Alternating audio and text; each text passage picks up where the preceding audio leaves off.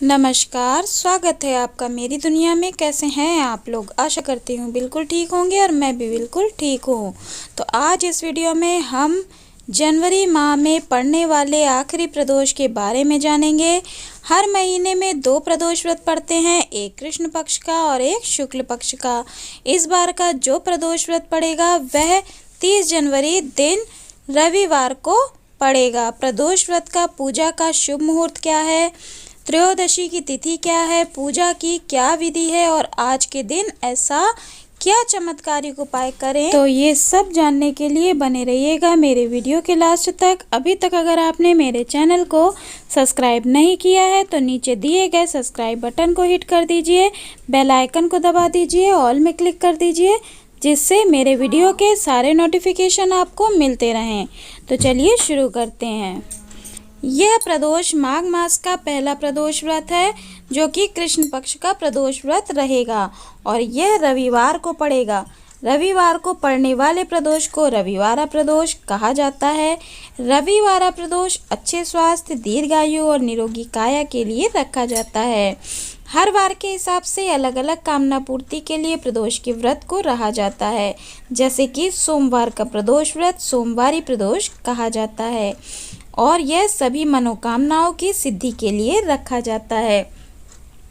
प्रदोष व्रत में भगवान शिव व माता पार्वती का पूजन त्रयोदशी तिथि में प्रदोष काल में किया जाता है।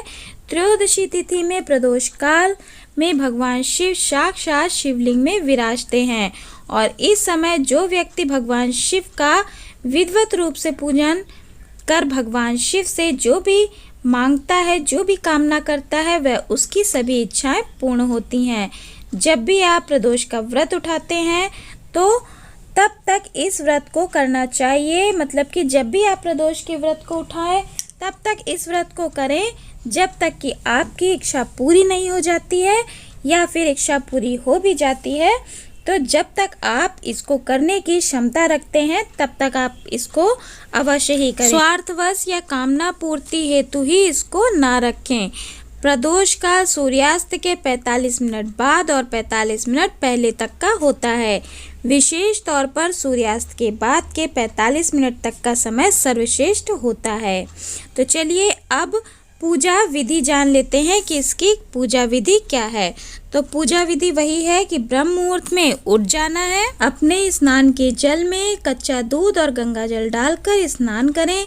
हो सके तो सफ़ेद रंग के कपड़े पहने। स्त्रियां सफ़ेद के साथ कुछ कलरफुल ज़रूर पहने, क्योंकि सुहागिन स्त्रियां संपूर्ण सफ़ेद नहीं पहनती हैं, इसीलिए सफ़ेद भी पहने और उसके साथ कुछ भी कलरफुल आप ऐड कर सकती हैं।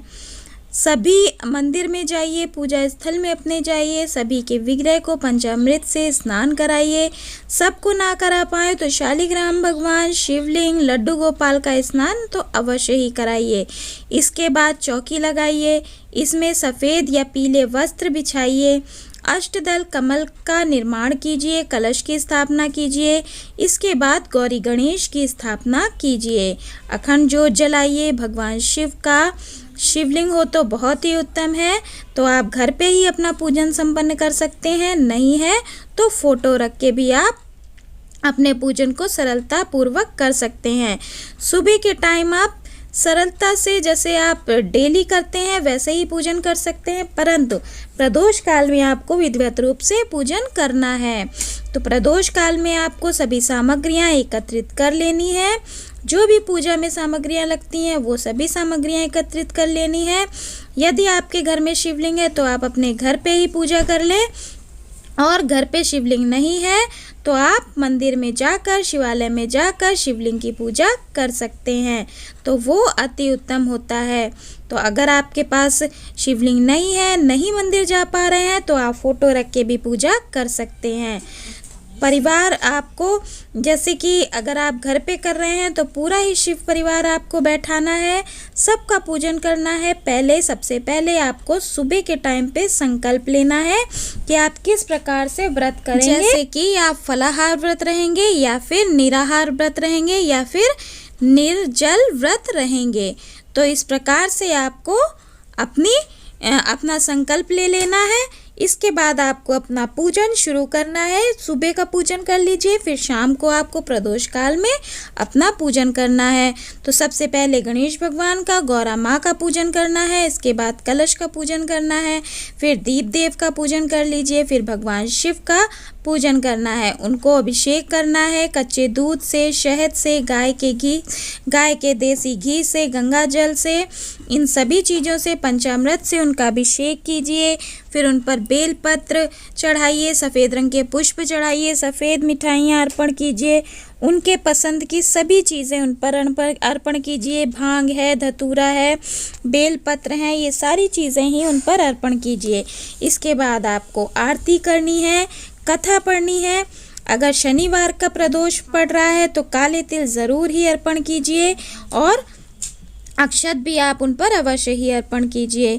कथा पढ़ लीजिए, चाहे तो आप एक छोटा सा हवन कर लीजिए। आप हवन घर पे भी कर सकते हैं, चाहे तो मंदिर में जाकर भी कर सकते हैं। जैसे आपको सुविधा लगे वैसे आप हवन कर लीजिए। कथा आप घर पे भी पढ़ सकते हैं। पूरा दिन आपको व्रत रहना है, निराहार या फलाहार, जैसा आपने संकल्प लिया है उसी तरह से आपको व्रत रहना है। अगर आपने फलाहार व्रत का संकल्प लिया है तो आप जूस पी सकते हैं, दूध फलाहार खा के व्रत को संपन्न कर सकते हैं। फिर आपको शाम के टाइम की जो प्रदोष काल की पूजा है उसको करने के बाद आप किसी भी प्रकार का भोजन, मतलब कि नमक का भोजन नहीं करना है, मीठा ही भोजन करना है। आप दही पराठा ले सकते हैं या फिर आप कूटू के आटे का पूड़ी बनाकर खा सकते हैं। कोई भी आप एक फलाहार चाहें तो फलाहार खा लें या फिर आप एक अन्न खा सकते हैं, लेकिन आपको मीठा ही भोजन उस दिन करना होता है। तो मीठा ही भोजन करें, व्रत आपको नहीं तोड़ना है, यह व्रत उस दिन आपका नहीं टूटेगा। फिर अगले दिन आपको सुबह व्रत का पारण करके ही व्रत को तोड़ना है। यानी कि आप पहले सुबह के टाइम पे अपना जो भी पूजा करनी है वो पूजा कर लेंगे, उसके बाद आप दान निकाल देंगे। अगर आप ब्राह्मणों को भोजन करा सकते हैं तो भोजन करा दीजिए, नहीं करा सकते हैं तो फिर आपको उनके निमित्त दान निकाल देना है। उसके बाद ही आपको अपने व्रत का पारण करना है। तो इस तरीके से आपका व्रत संपूर्ण होता है प्रदोष वाला। तो चलिए अब जान लेते हैं कि प्रदोष व्रत की पूजा का क्या मुहूर्त है, त्रयोदशी तिथि कब है। तो इस बार प्रदोष व्रत 30 जनवरी दिन रविवार को रखा जाएगा। प्रदोष व्रत की पूजा का शुभ मुहूर्त है दिन रविवार 30 जनवरी शाम को 5:59 से रात्रि 8:37 तक। त्रयोदशी तिथि का प्रारंभ हो रहा है 29 जनवरी दिन शनिवार रात्रि 8:37 पे और त्रयोदशी तिथि की समाप्ति हो रही है 30 जनवरी दिन रविवार शाम 5:28 पे। कुछ चमत्कारिक उपाय जान लेते हैं। जब भी आप महादेव का अभिषेक करें तो लिंगाष्टकम को पढ़ते हुए करें, भोलेनाथ जल्दी प्रसन्न होते हैं। दूसरा है कि प्रदोष वाले दिन सफ़ेद रंग के वस्त्रों को अधिक से अधिक धारण करना चाहिए और रुद्राक्ष की माला को अवश्य ही धारण करके पूजा करनी चाहिए। तीसरा, शिवालय में बैठकर 108 बार महामृत्युंजय मंत्र का जाप करें और जब जाप करते समय 1.25 किलो चावल अपने पास रखें और इस चावल में से एक मुट्ठी अपने पास रख लें। जब आपका जाप संपन्न हो जाए तब एक मुट्ठी चावल अपने पास रख लें और बाकी आप दान में दे दें। चौथा है कि जब भी जाप करें एक लोटा जल अपने पास रखें, फिर जाप के बाद उस जल को पी लें। जाप का पूर्ण फल आपको इसको पीने से अवश्य ही प्राप्त होगा। पांचवा, अपनी मनोकामना नंदी जी के कान में 3 बार कहें। 5 या 6 प्रदोष तक आपकी मनोकामना अवश्य ही पूर्ण होगी। तो आपको मेरी ये छोटी सी जानकारी अच्छी लगी हो तो मेरे वीडियो को लाइक कर दें, शेयर कर दें, कमेंट कर दें और कमेंट में ओम नमः शिवाय जय पार्वती मैया की ज़रूर लिखें। तो खुश रहें, मस्त रहें, मुस्कुराते रहें। राधे राधे, हरे कृष्णा।